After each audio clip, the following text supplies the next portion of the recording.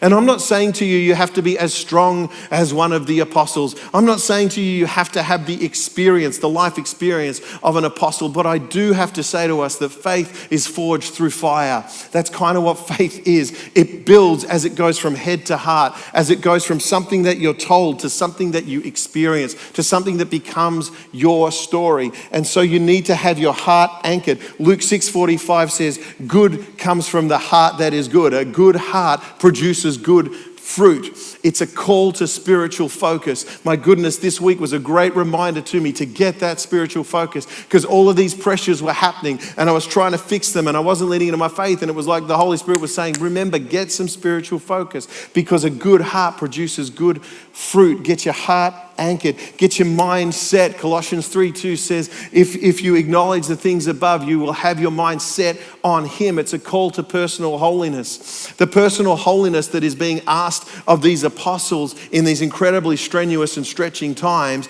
this call to personal holiness was a life skill that made them unbreakable. A call to personal holiness might be just making sure you open the Word, might be trying again to pray, might be changing your playlist from what it currently is to some meditative worship music or whatever it happens to be. It's not about feeling guilty about not being righteous enough, because your righteousness is as filthy rags, so don't even worry about it. It's about coming to the God of the ages who sent His Son Jesus to show you how to live, and coming to Him and saying, help me live that way. It's a call to personal holiness, not personal guilt, personal holiness, right? Allowing it. So get your heart anchored, get your mind set, and remember that your faith is forged through fire. Anyone that's read Hebrews 11 will read that story through and go, the men and women of faith were incredible. They stood up in times of great trial and great trauma, and they held on to their faith. And that's the reason we have these scriptures. That's the reason these stories impact us.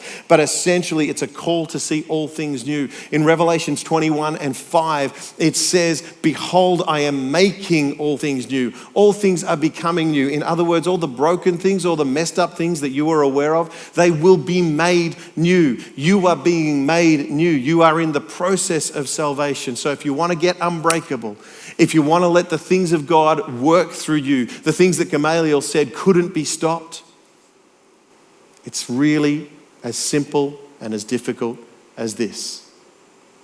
Get your heart anchored, get your mind set, and allow your faith to be forged through fire. In other words, just don't let go.